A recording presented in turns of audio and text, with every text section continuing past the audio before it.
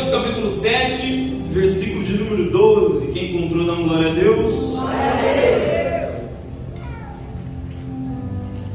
Olha o que Jesus vai nos dizer aqui, para a gente entender um pouquinho mais o contexto. Vamos ler a partir do versículo 9, amém? Mateus 7, 9, a Bíblia diz assim: qual de vocês, se seu filho pedir pão, lhe dará uma pedra? Ou se pedir peixe, lhe dará uma cobra? Se vocês, apesar de serem maus, sabem dar boas coisas aos seus filhos, quanto mais o Pai de vocês que está nos céus dará coisas boas aos que vos pedirem. Assim, em tudo, façam aos outros o que vocês querem que eles lhes façam, pois esta é a lei e os profetas. Nós vamos repetir o versículo 12, tá bom? Versículo 12 diz assim: assim em tudo, façam aos outros o que vocês querem que eles lhes façam, pois esta é a lei e os profetas. Você se assenta glorificando a Deus. Intercessores aí, entrem em ação, por favor. Mas santo Deus.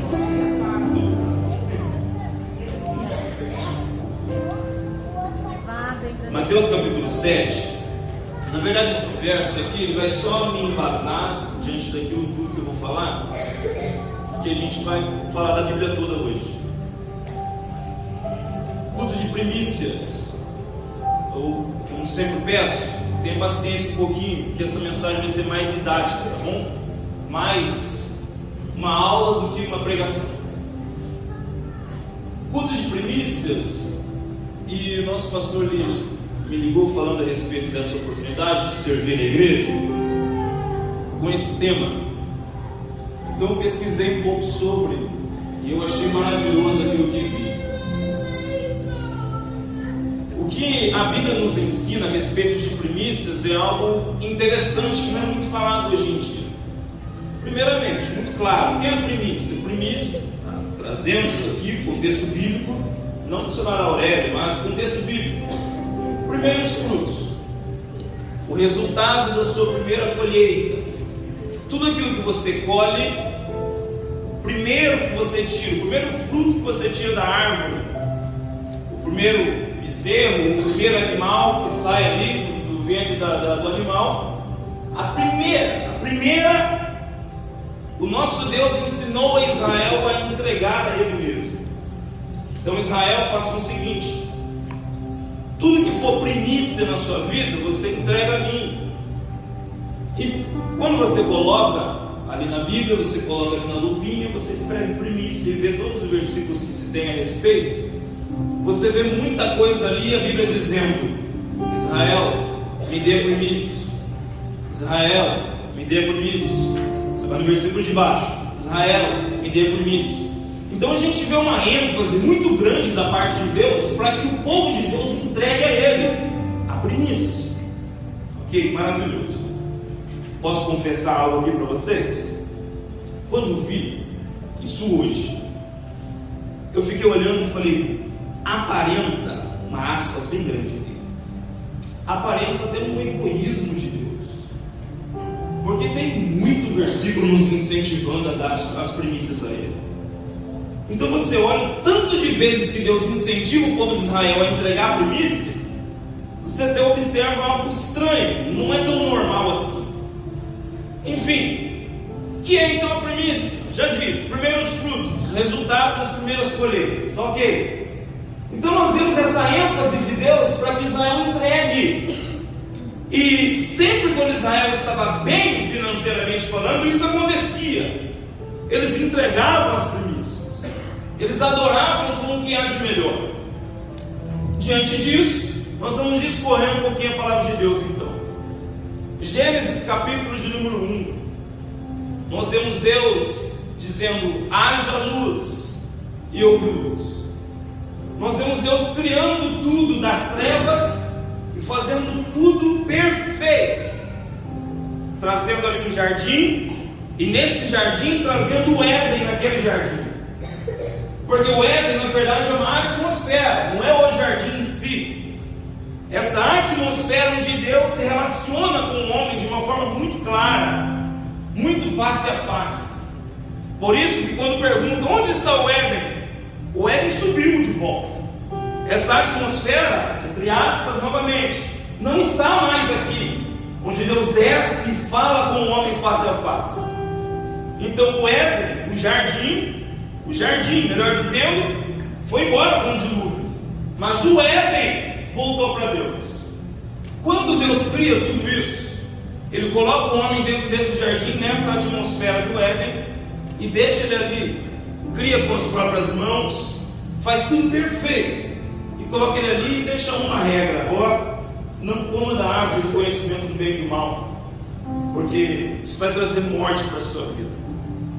O homem peca, como nós sabemos. Assim, quando o homem peca, Deus então diz: você vai precisar sair do Éden, e coloca uma espada flamejante, não deixa o homem entrar mais lá.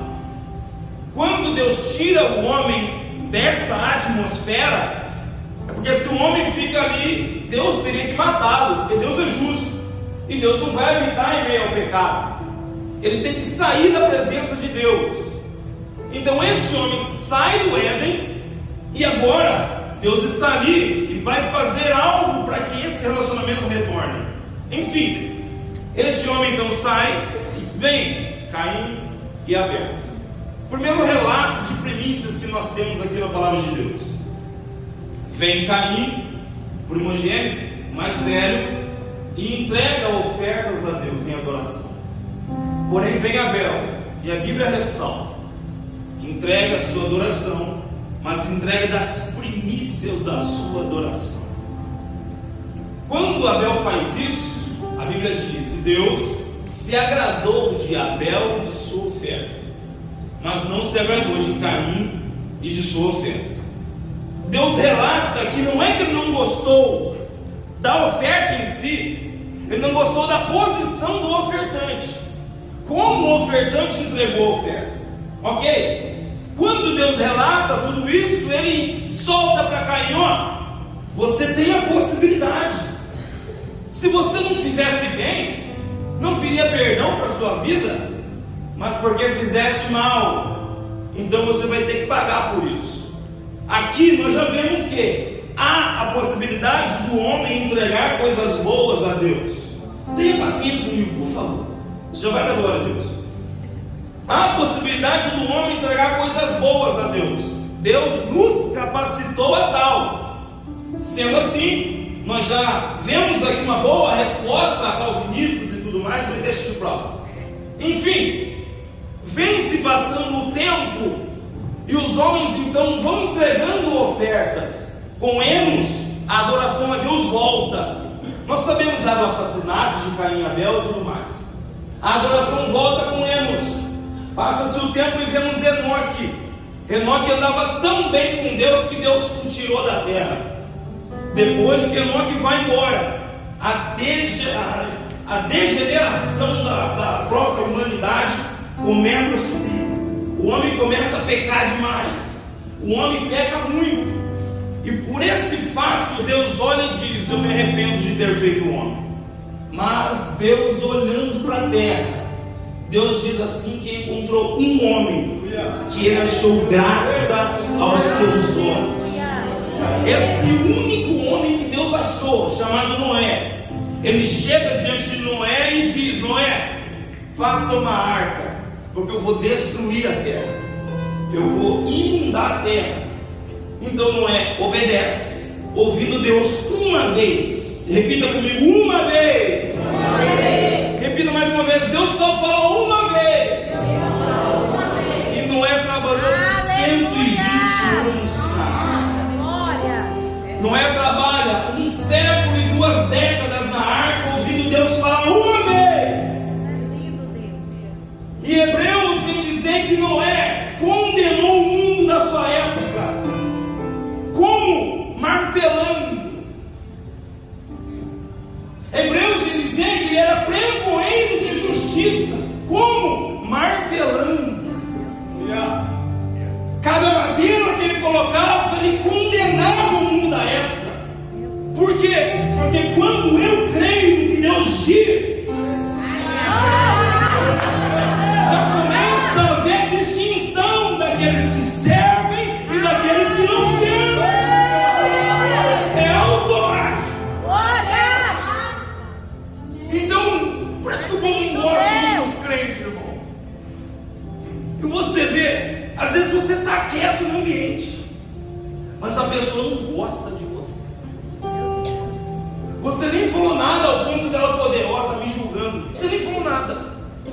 mas cada martelada que você dá,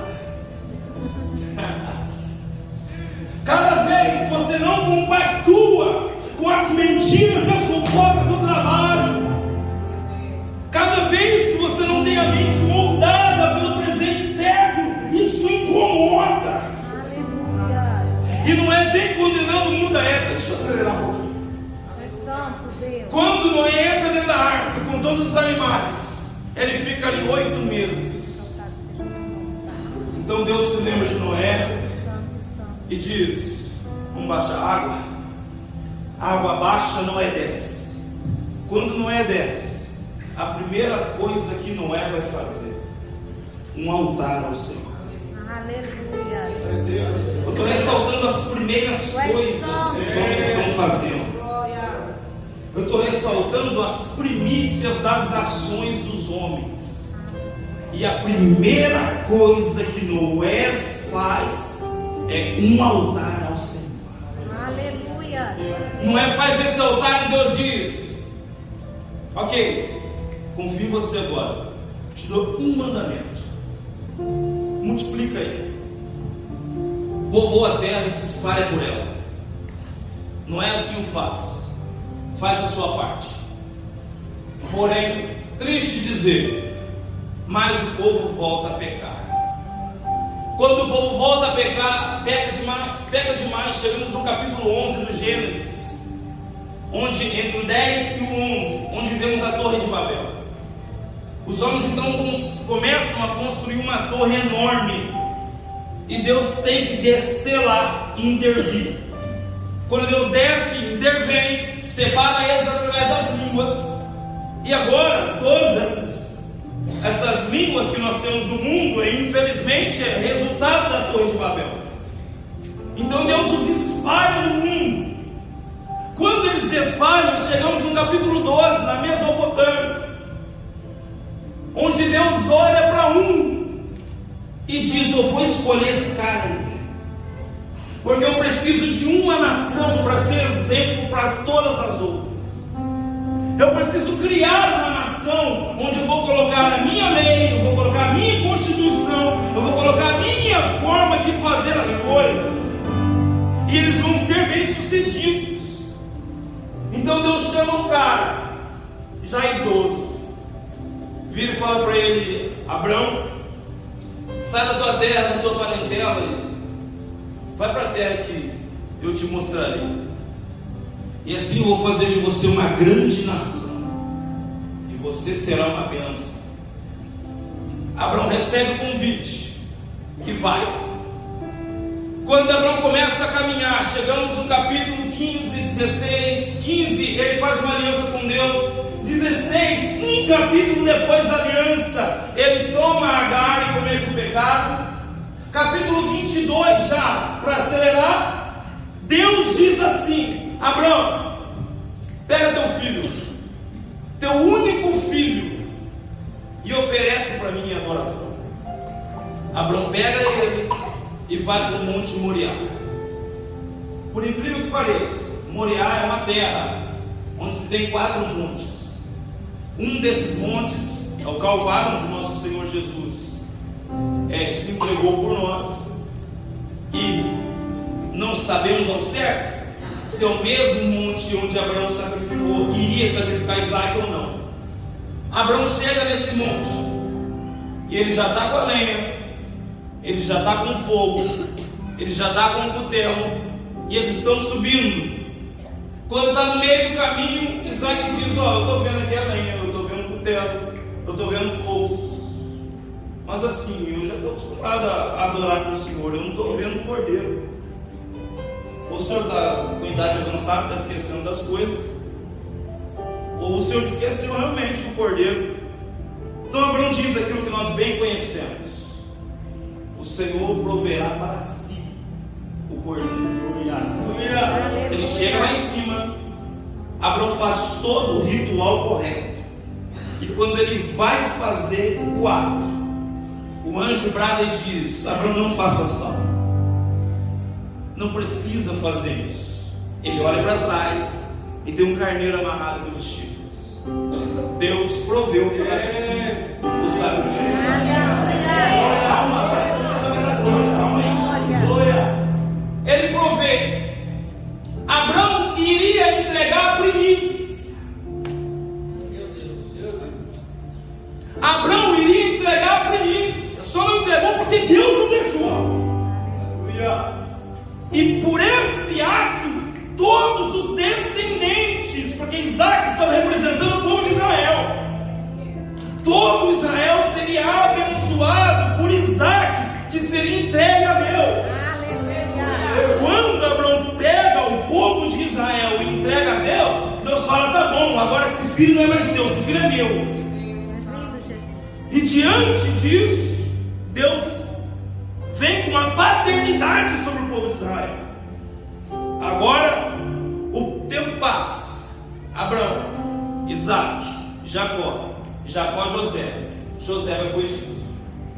Quando José vai para o Egito, além das 12 tribos que vai com ele, José está no Egito. O faraó esquece de que José tinha feito, e agora todo aquele povo está ali escravizado. Esse povo está escravizado, e Deus levanta um homem e diz: Moisés, eu preciso que você tire esse povo daí. Quem está me ouvindo diz amém. Amém. Fala assim: eu amo a Bíblia. Eu amo a Bíblia. Perfeito. Moisés está ali e é chamado por Deus para libertar esse povo. Agora Moisés, ok, eu vou. Depois de discutir muito com Deus, ele vai. Tudo aquilo acontece. 10 pragas. E a última praga, Deus diz assim: ó, avisa ele, penúltimo melhor dizendo, avisa ele que se ele não libertar o meu primogênito, eu vou matar o dele. Esse primogênito era Israel, que estava ali preso. E de fato, Deus mata os primogênitos do Egito. Depois de libertar todos, eles passam pelo Mar Vermelho ou entram no deserto. Curso básico de teologia hoje, 40 minutos. Eles entram no deserto. Assim que eles entram no deserto, Deus diz: agora vocês vão fazer festa para mim aqui. Enquanto vocês me adoram no deserto, eu vou cuidar de vocês. Aleluia. E Deus agora vai começar a fazer uma nação chamada Israel. Uma nação constituída de língua, leis, forma de cultuar, forma de se relacionar com Deus e tudo mais. Deus provê tudo. Roupa cresce no corpo, sapato cresce no pé, coluna aquece de noite, nuvem esconde o sol de dia. Deus cuida do seu povo. Lembra? Israel é o filho de Deus. Israel é o Isaac representado no monte. Deus agora é pai deles. E Deus, como um pai, cuida. Vai fazer uma referência ao que nós lemos em Mateus capítulo 7. Não se perde, por favor. Nós estamos aqui e Deus está aqui como nosso pai dentro do deserto. E agora o povo está andando e tem que andar 40 anos porque não creu no pai deles. Deus chega e diz: eu quero me relacionar com vocês. Quando ele convida, o povo diz: ó, nós acreditamos na sua lei, nós vamos te obedecer, mas a gente não vai subir esse monte não. Moisés vai no nosso lugar.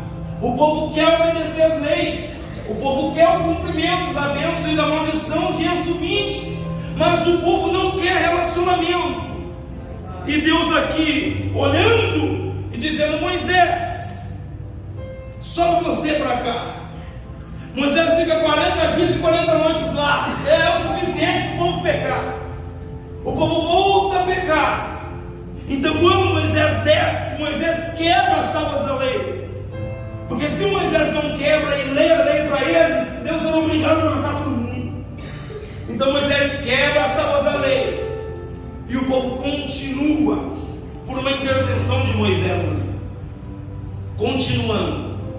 Chega Josué, substituindo Moisés.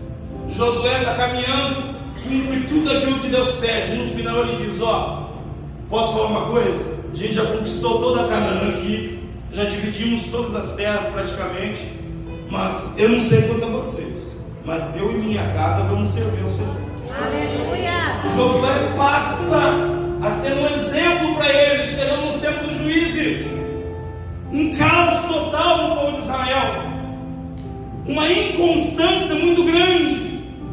No último juiz que se tem, Deus concede algo ali.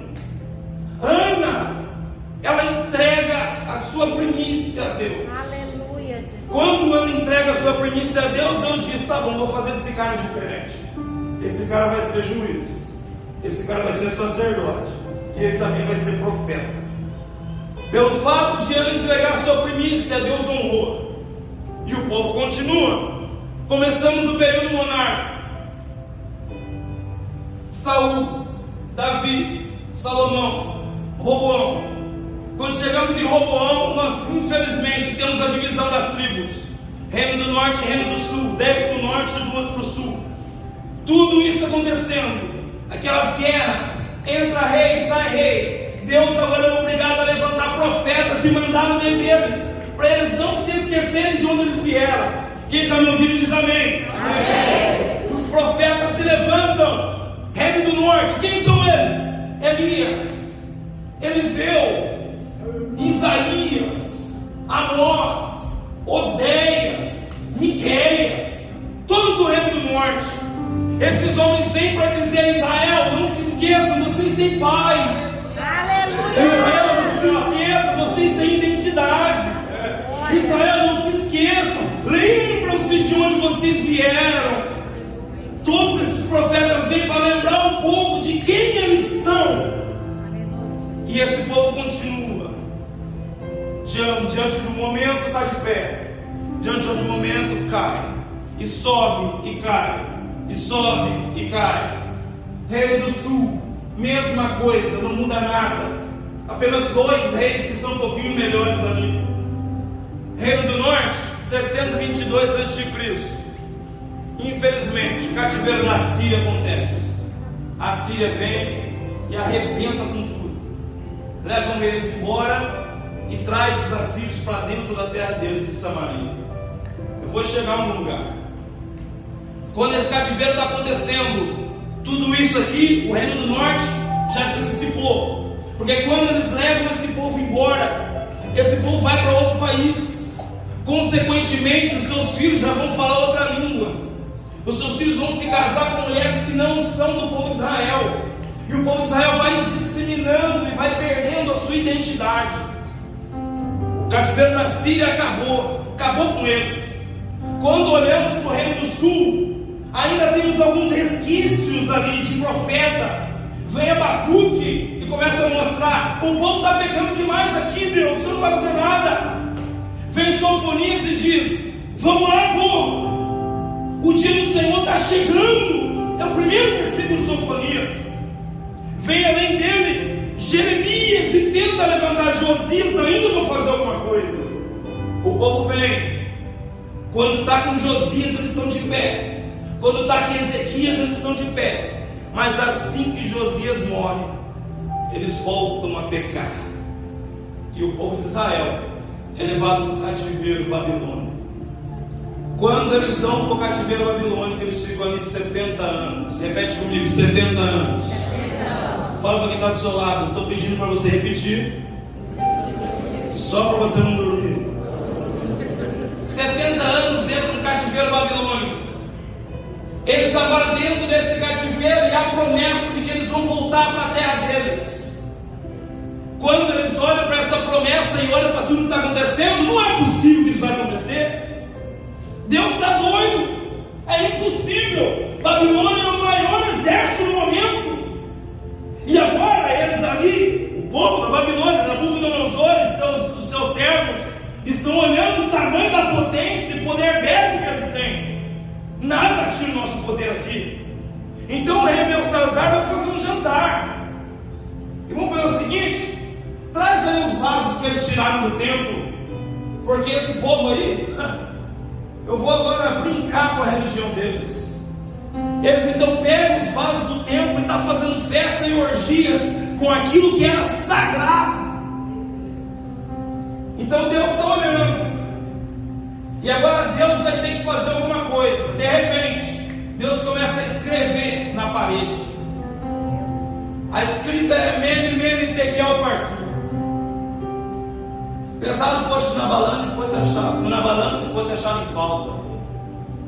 Ninguém entende o que está escrito ali. Chama um, chama outro, chama mago, chama adivinhador, chama todo mundo. Ninguém entende. Uma senhorinha chega arrastando chinelo na festa e fala: ô Belsazar, por que acabou a festa? Estava um barulho até agora, não estou ouvindo mais nada. É porque surgiu uma mão aqui, escreveu um negócio, a gente está com medo. Ninguém consegue adivinhar o que está escrito ali. Ela fala: ó, tem um rapaz aí que ele tem o espírito dos deuses. Tem um rapaz aí que no tempo do seu pai, no Nabucodonosor, ele adivinhou o sonho do seu pai e ele interpretou. Eu vou chamar ele, pode ser? Tá bom, chama ele lá. E vem Daniel. De madrugada, no meio da balada deles, no meio da rave de Belsazar. Vem Daniel e fala: o senhor precisa de alguma coisa? Preciso que você interprete aquele ali. Mas deixa eu te fazer uma pergunta: você é o mesmo Daniel? Aleluia! É santo Deus. Você é o mesmo Daniel? Glória. Ele responde: sim, sou o mesmo. Aleluia. Sabe o que está dito ali? Ó, vou falar no nosso linguajar, tá, rei? Só para você entender. Complicou para o seu lado. Porque você achava que pelo fato de você estar vencendo a guerra, você achava que Deus tinha perdido o controle da situação. Glória. Você achava que porque Deus permitiu que você vencesse os filhos dele, você estava por cima das coisas. E Deus escreveu na parede. Deus veio no meio da sua festa, escreveu na parede dizendo: você foi achado em falta. E na mesma noite, os medos, não vou repetir isso aqui. Na mesma noite, os medos e persas invadiram e mataram Belsazar. Agora são os medos e persas que estão reinando. Os medos e persas estão reinando no lugar da Babilônia. A Babilônia tinha conquistado uma boa parte do mundo ali. Eles agora, medos e persas, estão reinando. E esse povo ainda está cativo lá. Jeremias disse que seriam 70 anos. Esse povo está ali e o tempo está passando. E Daniel lembra. Ele diz: Senhor, o Senhor diz através de Jeremias que seriam 70 anos. Já está acabando já. O Senhor não vai fazer nada. E depois de 70 anos, assim como Isaías diz, Ciro, rei da Pérsia, ele chega e diz: ó, eu vou libertar vocês. Volta para Jerusalém e vai lá, vai refazer seu país. E assim, um passe de mágica, o rei ali dos medos e persas liberam eles para poder voltar para Israel e ainda financia toda a viagem. Eles voltam para Jerusalém. Quando eles voltam para Jerusalém, assim que eles chegam, eles constroem um altar ao Senhor. A primeira coisa que eles vão fazer, eles constroem um altar ao Senhor, começam a construir tudo. Qual que é o grande problema? O problema é que Jerusalém está totalmente destruída. Eles não têm muros, eles não têm proteção ao redor. Então imagina a cabeça desse povo: eu não preciso de proteção, eu preciso de altar. Então agora eles constroem um altar, porque proteção, quem protege é Deus. Ou seja, o cativeiro fez alguma coisa na cabeça deles. O cativeiro fez eles lembrar de que é Deus quem os sustenta. Aleluia. Agora eles estão dentro da sua própria terra, construindo altar, e começam a fazer a fundação do templo de novo. Eles querem voltar a adorar, eles querem voltar a sacrificar. Mas assim que eles fazem a fundação, se levantam os samaritanos e atrapalham um pouco. Eles se levantam e atrasam a obra por 16 anos. Agora esse povo desanima da obra e deixa para lá. Deus tem que levantar Ageu e Zacarias, outros profetas, para lembrar o povo: ei, volta a construir o templo. Para de construir só a casa de vocês e vai construir a casa de Deus. Esse povo se levanta ouvindo Ageu, e Ageu continua: eu não sei por que vocês desanimaram. Eu sei que o salário de vocês não estão enxergando que o salário de vocês está como um saquetel furado. Você recebe salário, mas é como se não tivesse recebido nada. Você acha que recebeu um salário bom, quando você começa a pagar as contas, você vê que não dá para pagar tudo. Você não está vendo que é Deus que está sobrando dinheiro do bolso de vocês? Então a Jeová diz: não desanima por causa do tempo, porque esse tempo aí não quer dizer nada. Afinal, a glória da segunda casa será maior do que a primeira. O que a Jeová está dizendo é: vai entrar alguém aí no próximo tempo que é maior do que o templo antigo de Salomão. Ele levanta o povo novamente. Assim o povo volta a construir. Ciro manda, Esdras, Neemias se voluntaria e vai. Enfim, Esdras vem com a Neemias, vem para fazer os muros. E o povo está caminhando. Só que depois disso o povo desanima de novo. E nesse interim tem que vir o profeta Malaquias. E Malaquias vem dizendo: vocês acham que Deus não está vendo vocês roubarem, não? Como vocês têm coragem de roubar Deus? Como vocês têm coragem de divorciar desse jeito que vocês estão divorciando? Malaquias vem e diz, é assim, Malaquias é bruto assim mesmo. Malaquias vem e diz: meus irmãos, Deus odeia o divórcio. Malaquias vem e diz: vocês estão roubando a Deus. Como assim, Malaquias? No que a gente está roubando? Vocês estão roubando a Deus nos dízimos, nas ofertas. Porque os sacerdotes estão desanimados de trabalhar na casa de Deus, porque eles não têm o que comer, porque vocês pararam de dizimar e sustentar a obra a minha obra. Vocês têm que voltar a dizimar. E o povo ouve e o tempo passa. 4 séculos se passam e a gente chega aqui agora. Mateus capítulo 1, Lucas capítulo 1. Tem uma mulher, uma jovem, uma adolescente chamada Maria, e Deus olha para ela e diz assim: Gabriel, vai lá falar com essa mulher aí. É santo Deus. E fala para essa jovem que ela vai gerar algo meu ali dentro dela. Aleluia. Esse algo que eu vou enviar e vou colocar dentro dela vai ser diferente. Que volta, né, irmãos? Que eu dei aqui. Chegamos. Mateus. Quando a gente chega em Mateus, a gente vê a ação de Deus um pouco mais intensa. Por quê? 4 séculos sem Deus falar nada. Deus vai voltar a falar. Quando Deus volta a falar, Ele fala com uma adolescente que estava pronta para casar. Quando Ele fala com essa adolescente, Ele diz: eu vou enviar alguém aí que vai libertar todo mundo. Assim que ela recebe essa mensagem, ela diz: que se cumpra em mim a tua vontade.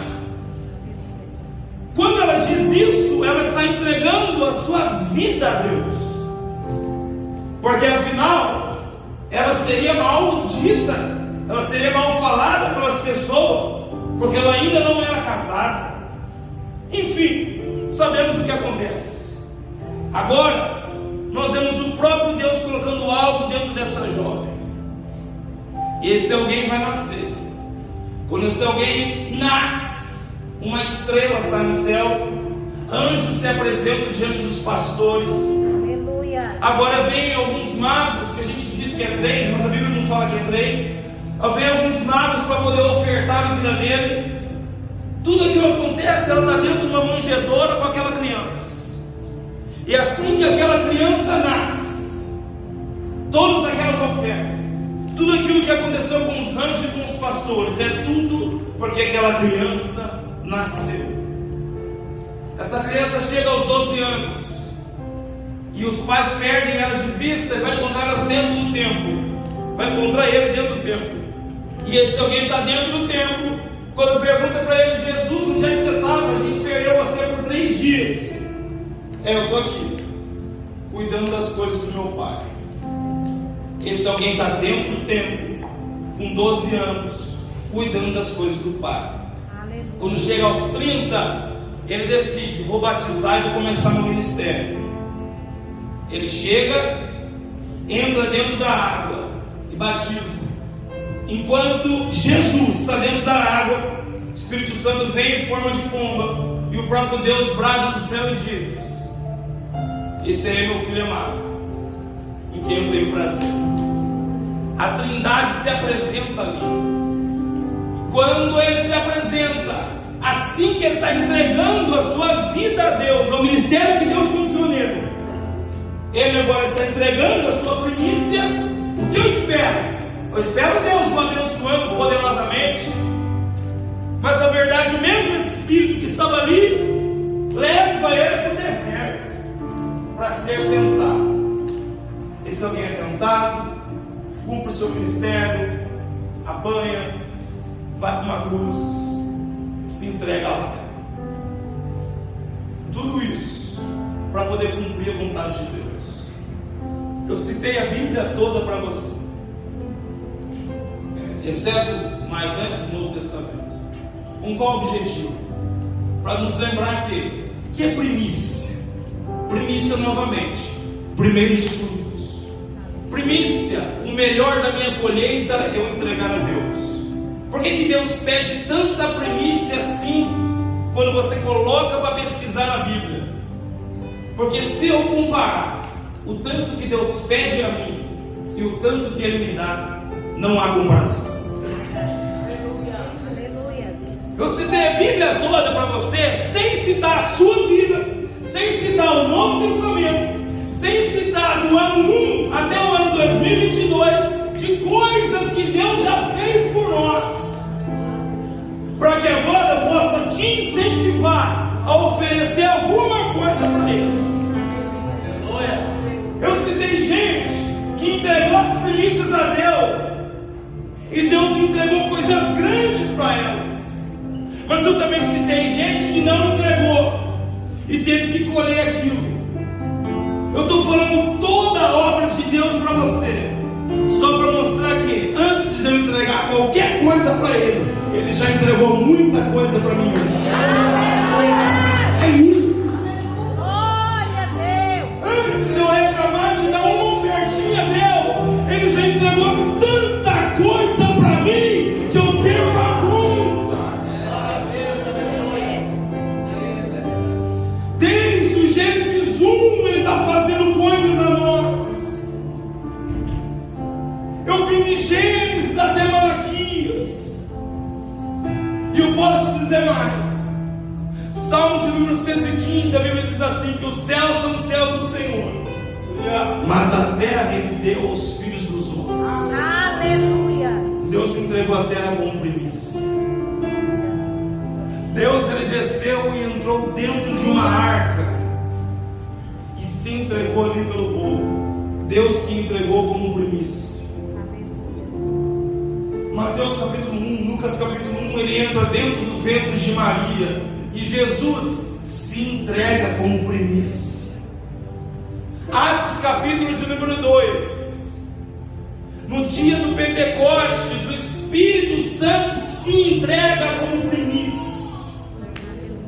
Então eu citei a terra, Deus, Cristo e o Espírito Santo se entregaram como primícia antes de eu entregar qualquer coisa para Ele. Aí eu entendo por que Ele tanto me incentiva a entregar algo para Ele também. Por quê? Porque antes de eu fazer qualquer coisa para Ele, Ele já fez por mim primeiro. A Bíblia vai nos ensinar que Colossenses capítulo 1, você pode colocar no telão, por favor? Colossenses capítulo 1, versículo 15 a 22. Observe o que esse texto diz. Quando Colossenses está sendo escrito, Paulo está defendendo a supremacia, a soberania de Cristo. Vamos ler junto? Colossenses 1, de 15 a 22. Este é a imagem do Deus invisível, o primogênito. Repete comigo: primogênito. Ou seja, primícia de toda a criação. Pois nele foram criadas todas todas as coisas, nos céus e sobre a terra, as visíveis e as invisíveis, sejam tronos, sejam soberanias, quer principados, quer potestades, tudo foi criado por meio dele e para ele. Aleluia. Ele é antes, repete comigo, antes de todas as coisas. Nele tudo subsiste. Ele é a cabeça do corpo da igreja. Aleluia. Ele é o princípio, o primogênito de entre os mortos, para em todas as coisas ter a primazia. Aleluia. Porque aprouve a Deus que nele residisse toda a plenitude, e que, havendo feito a paz pelo sangue da sua cruz, por meio dele reconciliasse consigo mesmo todas as coisas, quer sobre a terra, quer nos céus.